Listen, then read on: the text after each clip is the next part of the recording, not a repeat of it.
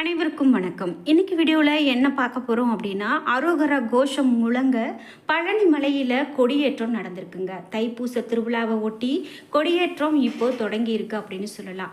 அதாவது திண்டுக்கல் மாவட்டம் பழனியில் தைப்பூச திருவிழா பெரிய நாயகி அம்மன் கோவிலில் பிப்ரவரி 5 காலை கொடியேற்றம் நடந்திருக்கு. விழாவினுடைய முக்கிய நிகழ்வான தேரோட்டம் பிப்ரவரி 11ஆம் தேதி மாலை நடக்க இருக்கு. இதனால இந்த தைப்பூச திருவிழா இப்போ ரொம்பவே களை கட்டி இருக்கு அப்படின்னு சொல்லலாம். முருகப்பெருமான் எங்கெல்லாம் குடிக்கொண்டிருக்கிறாரோ அங்கெல்லாம் இந்த தைப்பூச திருவிழா ரொம்ப விமர்சையாக கொண்டாடப்படுங்க.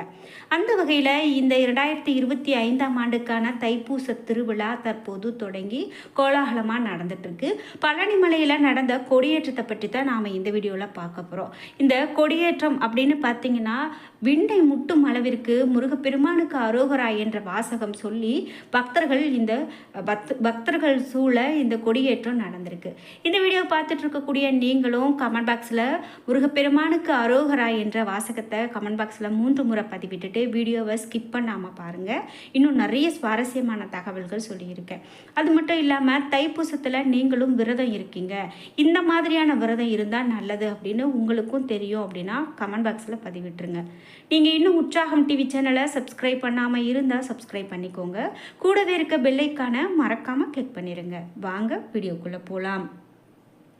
உங்களுக்கு தொடர்ந்து வாழ்க்கையில் நிறைய தடைகளும் கஷ்டங்களும் இருக்குது. அதனால் நீங்கள் ஒரு நல்ல நிலைக்கு வரணும் அப்படின்னு நினைக்கிறீங்க, அல்லது ஏதோ ஒரு குழப்பத்திலேயே இருக்கீங்க. உங்களுக்கு எதிரான விஷயங்கள் நடக்குது, எதிர்மறையான விஷயங்கள் இருக்குது அப்படின்லாம் நீங்கள் நினைக்கிறீங்களா? வராகி அம்மன் ஜோதிட நிலையத்தில் தொடர்பு கொண்டு பேசி பாருங்கள். கண்டிப்பாக உங்கள் வாழ்க்கையில் நல்ல ஒரு முன்னேற்றத்தை கொடுக்கக்கூடிய பலன்கள் சொல்லுவாங்க. இந்த வீடியோவுக்கு கீழே டிஸ்கிரிப்ஷனில் வராகி அம்மன் ஜோதிட நிலையத்தின் தொலைபேசி எண் கொடுத்துருக்கேன். அந்த எண்ணுக்கு தொடர்பு கொண்டு பேசி பாருங்கள். கண்டிப்பாக அது உங்களுடைய வாழ்க்கையை மாற்றும். நாம் இப்போது பழனி கோவிலில் இந்த கொடியேற்றம் தைப்பூச திருவிழாவினுடைய கொடியேற்றத்தை பற்றி பார்த்துட்ருக்கோம். அறுபடை வீடுகளில் 3ஆம் படை வீடான பழனி தண்டாயுதபாணி சுவாமி கோவிலில் உபகோவிலான பெரிய நாயகி அம்மன் கோவிலில் தைப்பூச திருவிழா புதன்கிழமை காலை 10:50 மணிக்கு மேலே கொடியேற்றத்தோடு தொடங்கியதுங்க. முன்னதாக சுவாமி, கொடிமரம் மற்றும் கொடி ஆகியவற்றுக்கு சிறப்பு ஆராதனைகள் நடந்தது. தொடர்ந்து வேல், மயில், சேவல் இது இடம்பெற்ற இந்த கொடியானது ஏற்றப்பட்டது அப்படின்னு சொல்லலாம்.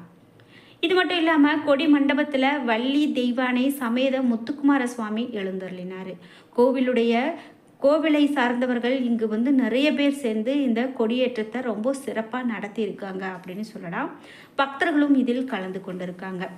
குறிப்பிட்டு 10 நாட்கள் நடக்கக்கூடிய இந்த திருவிழாவில் தினமும் சுவாமி ரத வீதிகளில் தங்கமயில், வெள்ளிமயில், ஆட்டுக்கிடா, காமதேனு உள்ளிட்ட வாகனங்களில் வீதி உலா பக்தர்களுக்கு காட்சி கொடுப்பாரு. நீங்கள் சமீபத்தில் பழனி கோவிலுக்கு போயிட்டு வந்திருக்கீங்க. அங்கு நீங்கள் பார்த்து அதிசயப்பட்ட ஒரு விஷயம் அல்லது உங்களுக்கு நடந்த அற்புதங்கள் அப்படின்னு ஏதாவது கருத்துக்கள் இருந்தால் மறக்காமல் கமெண்ட் பாக்ஸில் பதிவிட்டுருங்க. விழாவினுடைய 6வது நாளான பிப்ரவரி 10ஆம் தேதி இரவு 7 மணிக்கு மேல் திருக்கல்யாணம் நடைபெற இருக்கு அப்படின்னு சொல்லியிருக்காங்க. அன்று இரவு 9 மணிக்கு மேலே சுவாமி மணக்கோலத்தில் வெள்ளித்தேரில் உலா வரக்கூடியதாக இருக்கும். விழாவினுடைய முக்கிய நிகழ்வாக பிப்ரவரி 11ஆம் தேதி தைப்பூசத்தன்னைக்கு காலை 5 மணிக்கு மேலே சண்முக நதிக்கு எழுந்தருளல், காலை 11:15 மணிக்கு மேல் தேரேற்றம், மாலை 4:45 மணிக்கு மேலே தேரோட்டம் நடைபெற இருக்கு அப்படின்னு சொல்லியிருக்காங்க.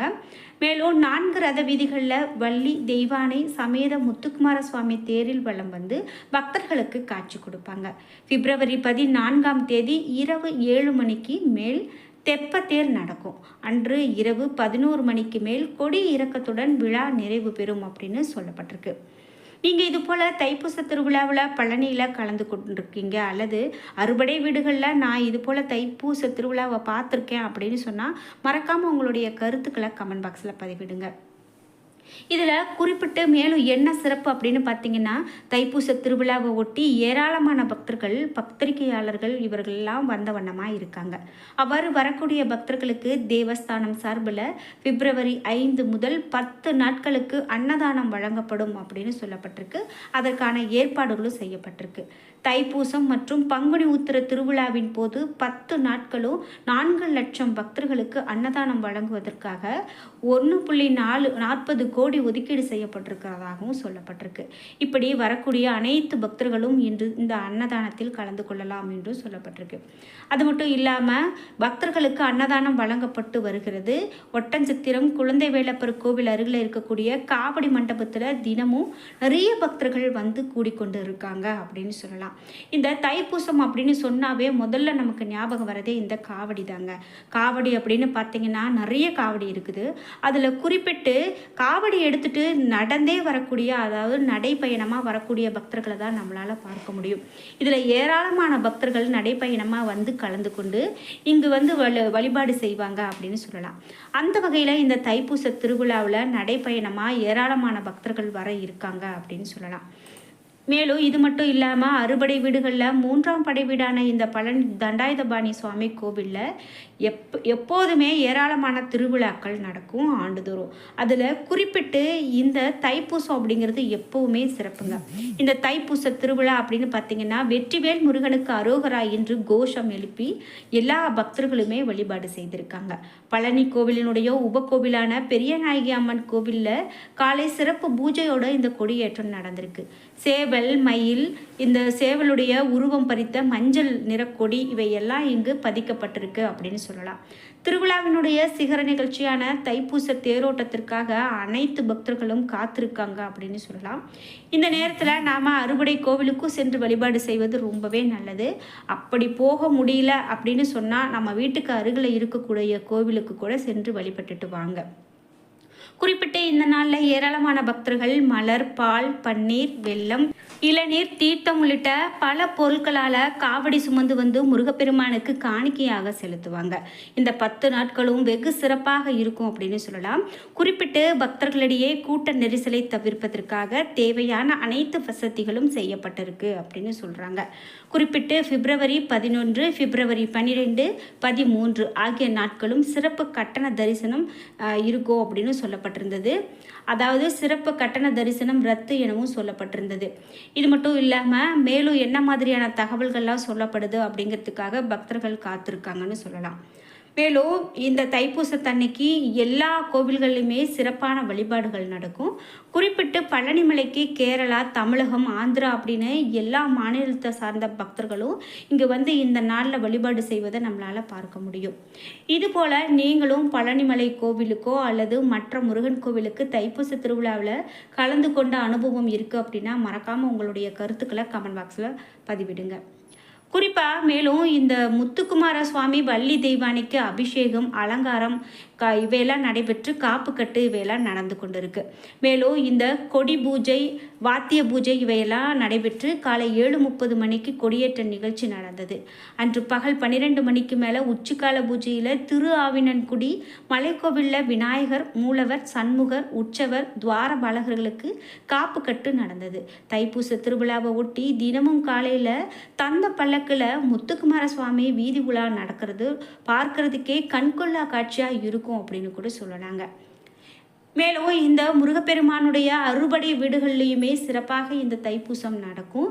நிறைய பக்தர்கள் விரதம் இருந்து கால்நடையாக நடந்து வந்து காவடி தூக்கி வந்து தைப்பூச திருவிழாவில் முருகப்பெருமானை பார்த்து வழிபட்டுட்டு போகிறத நம்மளால் பார்க்க முடியும். மேலும் இந்த தைப்பூச திருவிழாவில் கலந்து கொண்டு பக்தர்கள்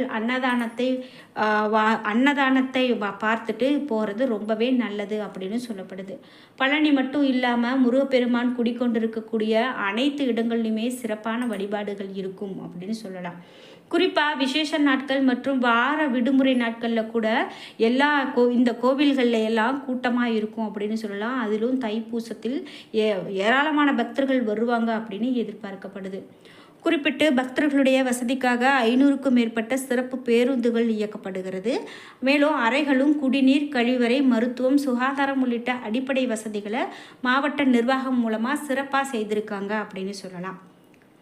என்ன நண்பர்களே, இன்றைக்கி வீடியோவில் தைப்பூச திருவிழா பழனி மலையில் இந்த தைப்பூச திருவிழா என்ன மாதிரியான விஷயங்கள் நடந்திருக்கு, கொடியேற்றம் எப்போ நடந்திருக்கு, கொடியேற்றத்தில் என்ன மாதிரியான சிறப்பு பூஜைகள்லாம் செய்யப்பட்டது அப்படிங்கிற அனைத்து தகவல்களையும் பார்த்து தெரிஞ்சுக்கிட்டோம்.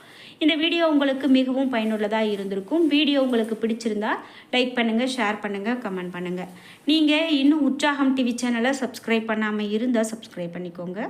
கூடவே இருக்க பெல் ஐக்கானை மறக்காமல் கிளிக் பண்ணிடுங்க. மறக்காமல் இந்த வீடியோவுக்கு வெற்றிவேல் முருகனுக்கு அரோகரா என்ற வாசகத்தை கமெண்ட் பாக்ஸில் பதிவிட்டுருங்க. நன்றி வியூவர்ஸ்.